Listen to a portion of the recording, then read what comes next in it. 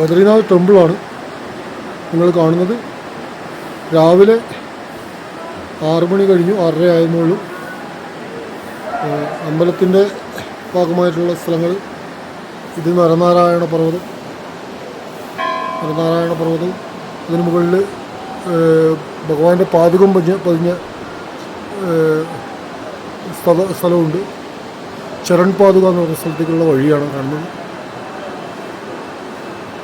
ഇതിലൂടെ ചരൺ പാതയിലേക്ക് പോകാം, നീലകണ്ഠ പർവ്വതത്തിലേക്ക് പോകാം. അളകനന്ദയാണ് ഒഴുകുന്നത്. അളകനന്ദ ഒഴുകുന്നു. ഗംഗയുടെ ഭാഗമായ അളകനന്ദയാണ് ഈ കാണുന്നത്. നിങ്ങൾ അളകനന്ദയുടെ അലയൊലികളാണ് നിങ്ങൾ കേട്ടുകൊണ്ടിരിക്കുന്നത്.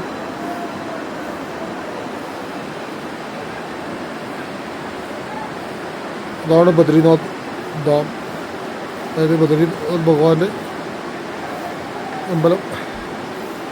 അതുപോലെ തപ്തികുണ്ട് നിങ്ങൾ കാണാൻ സാധിക്കും. ഇവിടെയാണ് ഉഷ്ണജല നീരുറവ, അതായത് ഈ തണുത്ത വെള്ളം താഴെ ഒഴുകുന്ന സമയത്ത് അവിടെ ചൂടുവെള്ളമാണ്. പിന്നെ അങ്ങ് കാണുന്നത് പാലത്തിന് താഴെ ബലി തർപ്പണം നടത്തുന്ന ഘാട്ടാണ്. അവിടെ ബലി തർപ്പണം നടത്താൻ സാധിക്കും. ആ ഭാഗത്തൊക്കെ ബലി തർപ്പണത്തിൻ്റെ സാധനങ്ങളൊക്കെ വാങ്ങി അവിടെയാണ് ബലി തർപ്പണം നടത്തുക. പിന്നെ അത് മനാഗാവിലേക്ക് പോകുന്ന വഴിയാണ്. ഇവിടുന്ന് 4 കിലോമീറ്റർ ദൂരമാണ് മനാഗാവ്.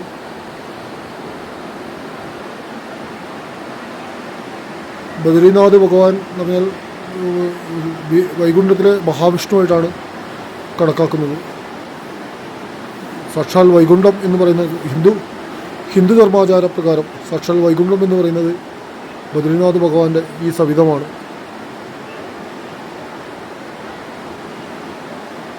ഇവിടെ വന്ന് തൊഴുമ്പോൾ വൈകുന്നേരത്തെ സഹസ്രനാമാർച്ചന കേൾക്കുമ്പോൾ എല്ലാം ഒരു പ്രത്യേക അനുഭവമാണ് ഒരു ഹിന്ദുവിനെ സംബന്ധിച്ചിടത്തോളം ഉണ്ടാകുന്നത്. ഇത് ചാർധാം, നമ്മുടെ ചാർധാമിൻ്റെ ഭാഗമായിട്ടുള്ള ബദ്രീനാഥാണ്.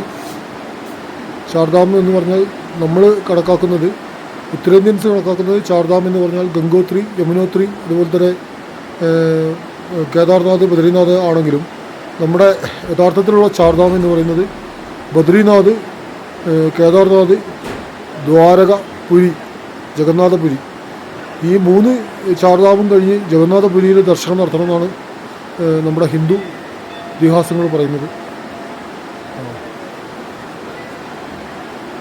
നിങ്ങൾ കാണുന്നത് ബദ്രീനാഥ് ഡാമാണ്. സാക്ഷാൽ ശ്രീ വൈകുണ്ഠം എന്ന് തന്നെ പറയാം. ഞാൻ ഇന്നലെ വൈകുന്നേരമാണ് ഇവിടെ എത്തിച്ചേർന്നത്. ഇന്ന് രാവിലെ ദർശനത്തിന് പോകാൻ റെഡിയാവുകയാണ്. അതിനു മുമ്പ് നിങ്ങളെല്ലാവരെയും ഭഗവാനെ ഒന്ന് കാണിക്കണം എന്ന് ആഗ്രഹിക്കുന്നു. അതുകൊണ്ടാണ് ഞാൻ വന്നത്. ഇത് നരനാരായണ പർവ്വതവും ആ കാണുന്നത് നീലകണ്ഠ പർവ്വതമാണ്. എല്ലായിടത്തും മഞ്ഞ് മൂടിയിട്ടുണ്ട്. ബദ്രീനാഥ് പിന്നെ റോഡ് സൈഡിൽ നിങ്ങൾക്ക് ബസ്സിന് വരാൻ സാധിക്കും. ബസ്സിന് ഇവിടുന്ന് 1 കിലോമീറ്റർ വരെ, അതായത് ബദ്രീനാഥ് ബസ് സ്റ്റാൻഡ് വരെ നിങ്ങൾക്ക് വരാം. ഇവിടുന്ന് നടന്നിട്ട് വരാം. ബദ്രീനാഥിൽ വിശാലമായിട്ടുള്ള വികസന പ്രവർത്തനങ്ങൾ നടന്നുകൊണ്ടിരിക്കുകയാണ്. അതിൻ്റെ ഭാഗമായിട്ട് അടുത്തുള്ള കെട്ടിടങ്ങളൊക്കെ പൊളിച്ചു മാറ്റി ഇപ്പോൾ ഒരുപാട് മാറ്റങ്ങൾ ബദ്രീനാഥ് ഡാമിൽ ഉണ്ടായിട്ടുണ്ട്. ഏതായാലും എല്ലാവർക്കും നമസ്കാരം. ഒരു നല്ല വിജയദിനം ആശംസിക്കുന്നു.